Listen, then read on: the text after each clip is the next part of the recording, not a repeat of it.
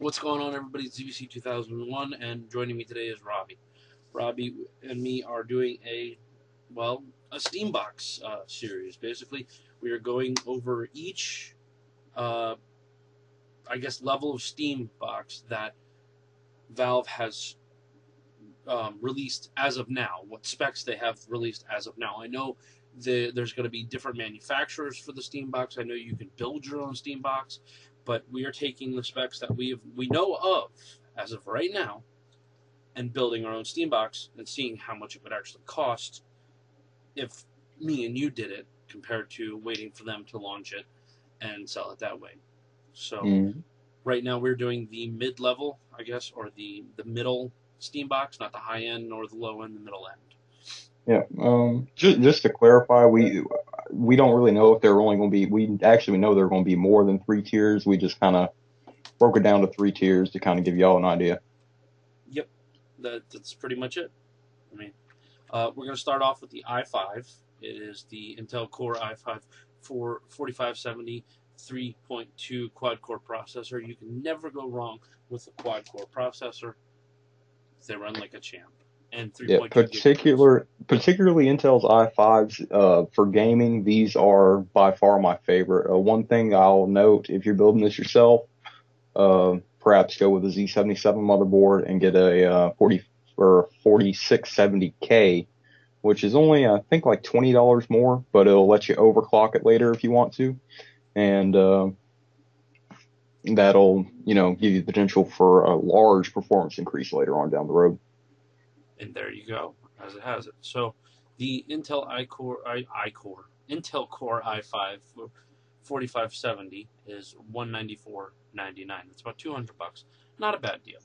And as far as a motherboard goes, we have an ASRock H87M-ITX Mini ITX LGA 1150 motherboard for $94.99. Yeah, that's a relatively decent.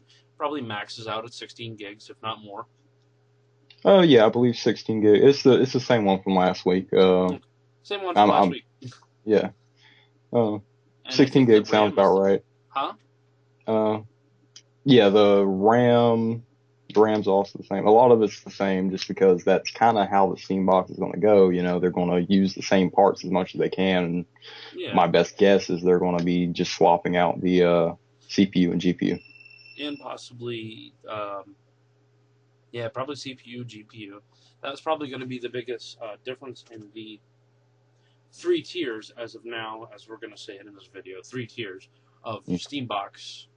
And, like I said, we don't know what's going to happen. We don't know the exact amount of how many different Steamboxes you can have or what you can build. I mean, I could probably turn this computer I'm currently working on into a Steambox and be happy with it.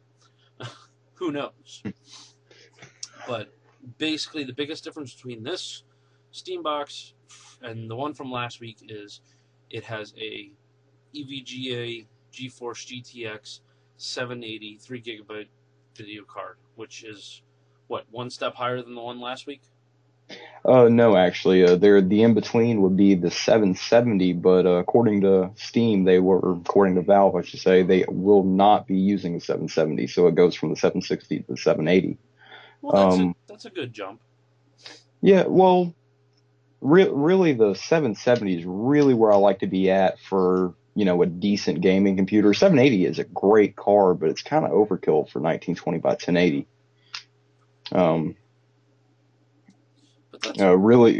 Really, if you jump down to a 770, you'll save about $100 or so, and with a couple other changes, you can end up with a much better overall system. Fair enough. Without much performance degradation at 1920 by 1080. And this week you added a different power supply, so that way it has just enough power to make sure it powers everything, and there's no arguments or complaints. And if you want to overclock, it has enough juice. Well, the thing is, last week's computer, even on an overclock, would have been fine, and the one we've got here, it probably won't use more than about 400 watts under full load, even with an overclock. Maybe with an overclock, maybe up to 420. But with this with the 780 requires more current on the 12-volt rail than last week's power supply would supply, so I had to step up to a 550 watt. That works. So, as you see, is the biggest difference in our current steam boxes in the middle tier from the bottom tier is the core and the GPU, and actually the power supply. So let me know how you guys like this. If you want me to keep doing them, if once we get to the higher end one and it's looking good, we're gonna actually probably look at different variations from there. Maybe, instead of a 1 terabyte hybrid, we could probably divvy it up into 2 terabytes and 32 gigabyte solid state, which would be pretty cool. Stuff like that. We'll see what different variations we can come up with and go from there. So I hope you guys enjoyed, and we'll catch you later. See ya.